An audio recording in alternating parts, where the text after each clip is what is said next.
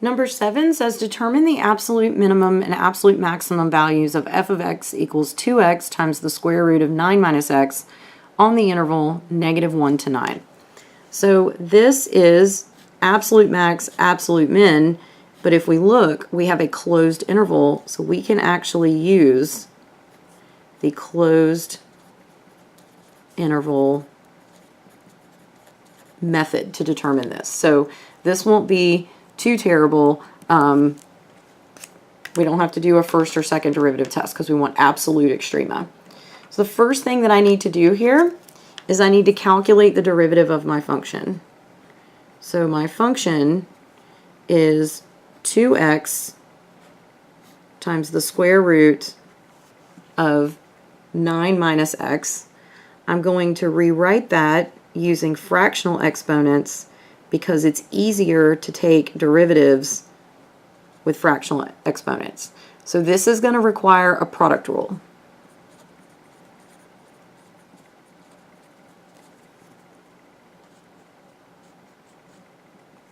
The derivative of the first term is 2 times the second term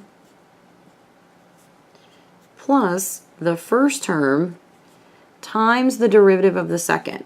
So this is, the outside function is 1/2 9 minus x to the -1/2, and then the derivative of the inside is -1. So I'm going to need to set this equal to 0 to find my critical values. But I've got to do some algebra to get it ready to do that. I can't really do it in this form because we could run the risk of actually dropping a critical value if you cancel something with an x in it too early. So to do the algebra, it's much easier to do derivatives and antiderivatives and fractional exponents. The algebra is actually better with positive exponents and radicals. You're just going to be much more likely to see a radical in that form. So I'm going to rewrite this. This is 2 times the square root of 9 minus x. And over here, what I've got going on is I've got this 2 in the denominator is going to cancel this 2 in the numerator. This -1 is going to actually give me a negative sign here. I've got an x in the numerator, but this is to the -1/2. So that means it really belongs in the denominator. And now I have this. So I want to get a common denominator. The common denominator for this function is going to be the square root of 9 minus x. I've already got a square root of 9 minus x here, but I don't have one here. So I'm going to multiply this piece of the equation, write it over here, by the square root of 9 minus x over the square root of 9 minus x. So now, I'm going to move my equal sign over here. So now my expression is going to be 2 times 9 minus x, because when you multiply a radical by itself, it just comes back, minus x all over the square root of 9 minus x. The numerator, I can clean that up a little bit. 2 times 9 is 18. 2 times negative x is negative 2x. Minus an x gives me negative 3x all over the square root of 9 minus x. So this is the function that I want to check for critical values. So there are 2 types of critical values. The first is where the derivative equals 0. So this thing will only be 0 if the numerator is 0. So I'm going to set 18 minus 3x equal to 0. So 18 equals 3x. So 6 equals x. So this is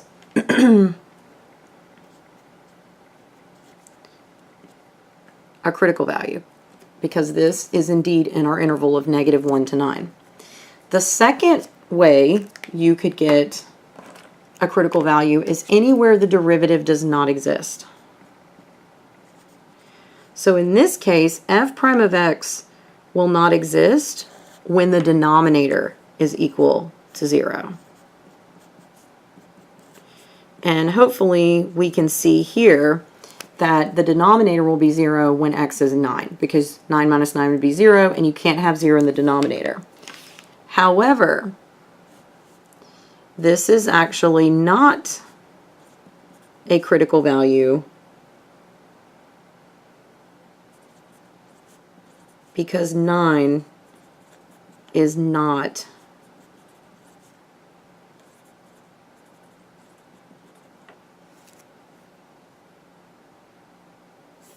in the domain of our interval. So the interval we were given for the function is -1 to 9. 9 is an endpoint. So we only check values on the interior part of the domain. So it's because it's an endpoint, right? We wouldn't actually count that as an actual critical value. And so that'll matter because when we make our table. Now the closed interval method dictates that when we make our table to check our y values, we're going to plug these values into our original function f of x. You check the endpoints, any critical values that fell in between the endpoints. So the only one we found between our endpoints was 6. And then we check the upper end. So we plug these into our function. So when you plug -1 in, we're going to get -2 times the square root of 10. When we plug 6 in, we're going to get 12 root 3. And when we plug 9 into the function, we're going to get 0.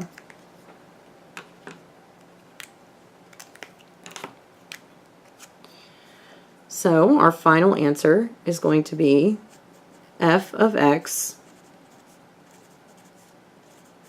has an absolute min at -1, -2, 10, and f of x has an absolute max at 6, 12 root 3. So there's a lot of different ways you could express this idea.